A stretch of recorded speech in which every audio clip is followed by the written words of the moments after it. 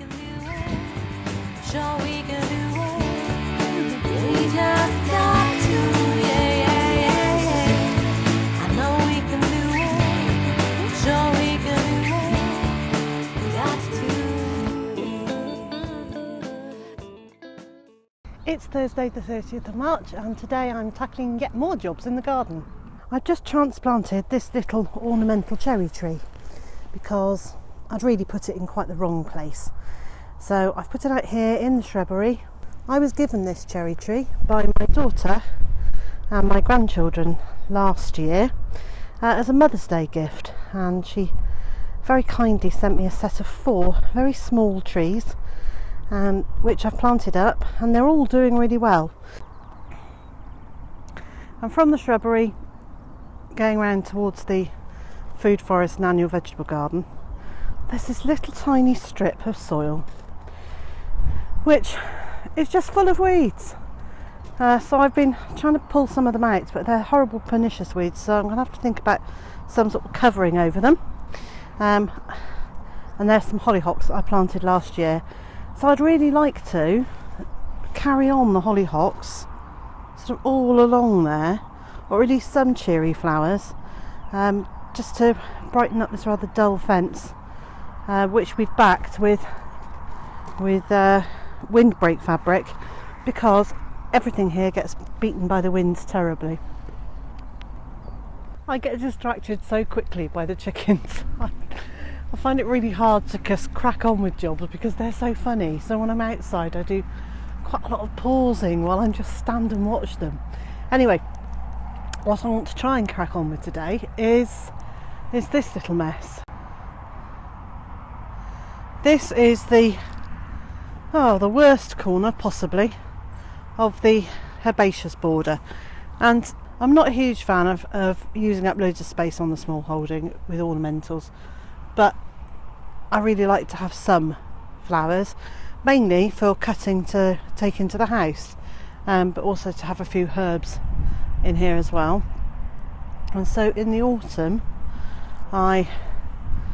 it all looked like this in the autumn, but in the autumn I managed to clear some of it here, and divide up these very beautiful grasses that stay this colour and also a little bit deeper, so they haven't died. This is the colour they are. So I divided those up and planted those.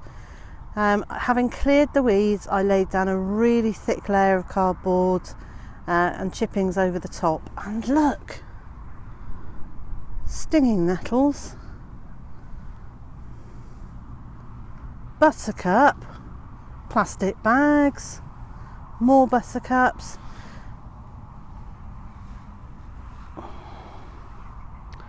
It's a bit of a fight against nature here, and I fail to see the point in fighting it too hard, because the weeds are there for a reason. They're there because nature doesn't like bare soil. So I've got 2 choices really. I either need to mulch deeper or I need to plant other plants. So the first thing I'm going to do is to tackle that patch of stinging nettles, put down a thick layer of cardboard and a really thick layer of mulch over it, and just try and stop those spreading any further. Like so many jobs on the small holding, it actually took me longer to gear myself up mentally to do that than it actually took to do it. So that was about 10 minutes of picking up couch grass and thistles and stinging nettles, and the next thing I'll do is come through with my trowel or my little hand fork and dig out as many roots as I can. But that's not a bad start.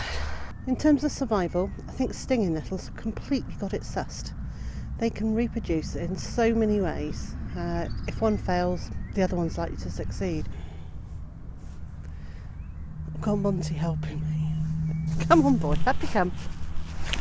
Come on then. Come on little helper, up you come.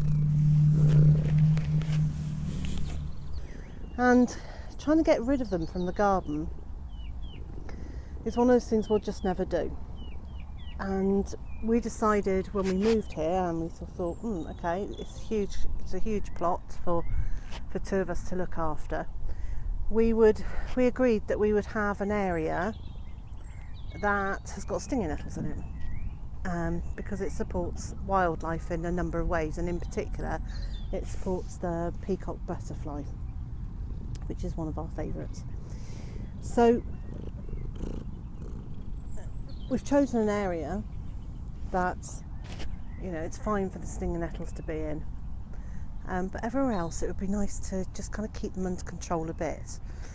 And I've now accepted that there's going to be 2 or 3 areas with stinging nettles in them, and that's probably always going to be the way, because there are parts of the small holding that we don't garden effectively. We don't tend in the way that a traditional gardener might tend the garden.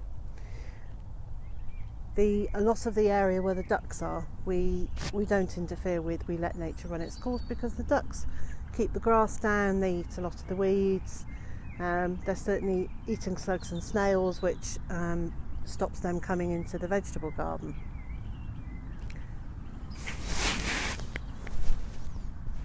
So somehow it seems to make more sense to work with nature wherever we can, rather than constantly battling against it.